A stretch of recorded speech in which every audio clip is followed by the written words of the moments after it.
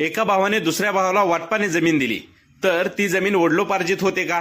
नमस्कार, मी आपला वकील मित्र ॲडव्होकेट शुभम मोटे.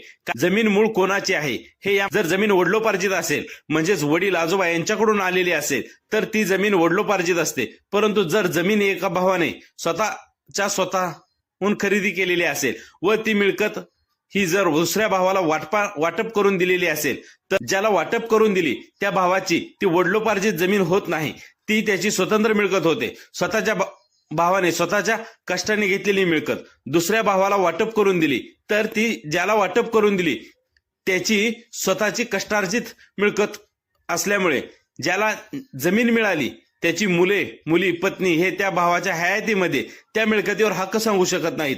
परंतु त्याच्या हयातीत मिळकतीची विल्हेवाट लावली नाही तर मात्र त्याच्या हयातीनंतर वारस हक्काने ती मिळकत पत्नी मुली यांना